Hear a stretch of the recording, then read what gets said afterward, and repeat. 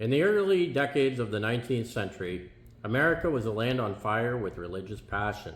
The Second Great Awakening was sweeping across towns and frontier communities. Revival tents filled the countryside, preachers thundered in salvation, and ordinary people felt the stirrings of divine purpose. Among them stood a man named William Miller, a quiet farmer from upstate New York who through years of study became convinced that he had found the key to one of the greatest mysteries of Christianity, the exact date of Christ's return. Miller was not a priest or a theologian. He had served as a captain in the War of 1812, and afterward he had turned to farming and Bible reading. But around 1818, after countless nights spent studying the prophecies in the book of Daniel, Miller became certain of one thing: that prophecy had a definite timeline. In Daniel chapter 8, he found the phrase, "Unto 2,300 days, then shall the sanctuary be cleansed." To Miller, this wasn't symbolic, it was mathematical. He believed those days represented years, a prophetic timeline starting in 457 BC, the year the Persian king Artaxerxes gave his decree to rebuild Jerusalem. Counting forward 2,300 years led him to the early 1840s. To be precise, Miller calculated that sometime between March 21st, 1843 and March 21st, 1844, Jesus Christ would return. At first, Miller hesitated to share his discovery. Who would believe that a simple farmer had unlocked the schedule of the second coming? But friends persuaded him to speak publicly. What began as a handful of lectures in small churches, it soon exploded into a nationwide movement. Newspapers carried his message, pamphlets were printed by the thousands, and Millerite meetings drew massive crowds. Ordinary people, farmers, merchants, blacksmiths, housewives, were electrified by the idea that Christ's return was not some distant dream, but a matter of months away. The Millerite movement grew across New England quickly, and even the entire American frontier, spreading excitement, debate, and not a little fear.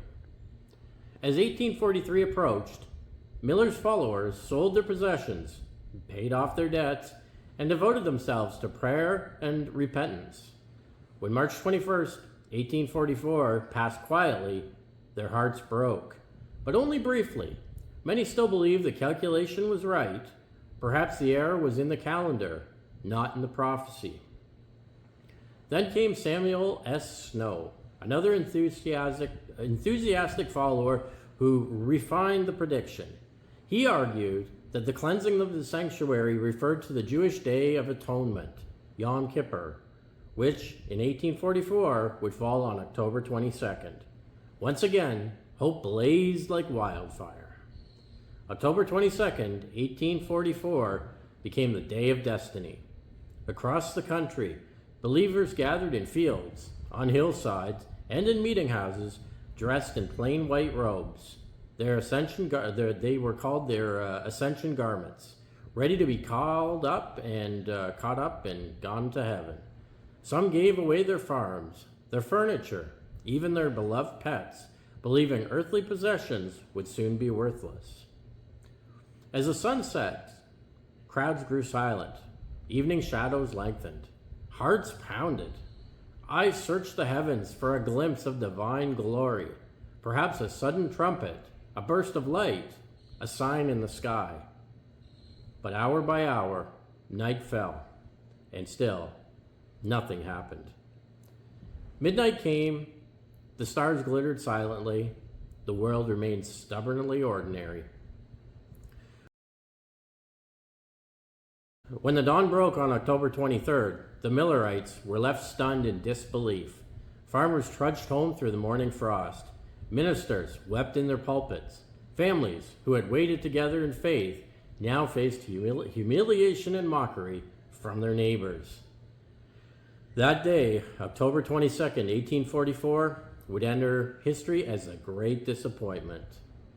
For the devoted followers of William Miller, it was not just the failure of prophecy, it was the collapse of the world that they had built their lives around. Some abandoned the faith altogether, unable to reconcile their devotion with such deep delusionment. Miller himself was heartbroken, but remained steadfast in his belief that Christ's coming was imminent, even if the date had been mistaken.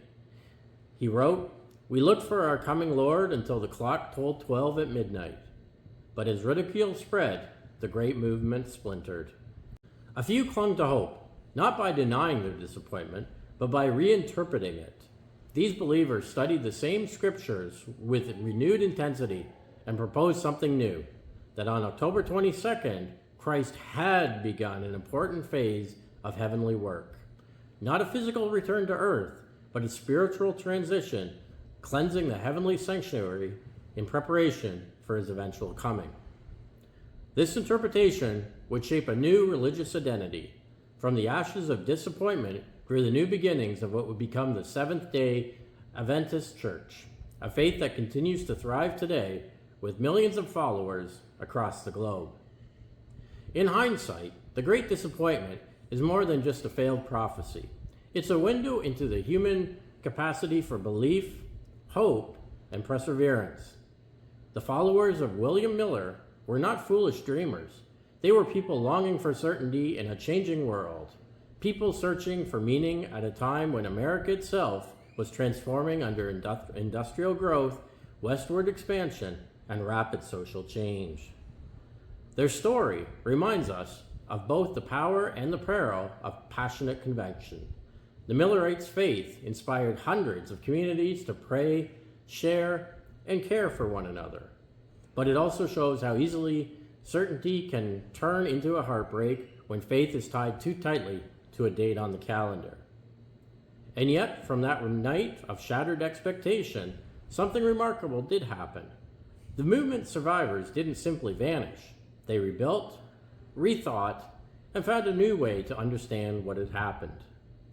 In doing so, they created one of the most enduring modern Christian denominations, a testament to the resilience of the human spirit and to the stubborn spark of hope that refuses to go out. So when we look back at the Great Disappointment of 1844, we're not just looking at a failed prediction. We're witnessing a profound chapter in the faith of humanity. A reminder that even in disappointment, belief can give birth to renewal.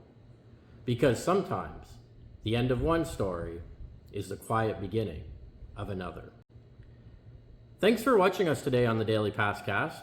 If you like this story, please consider subscribing to the channel and liking this video. It goes a long way in supporting the channel and helping it grow. We'll see you again tomorrow on October 23rd.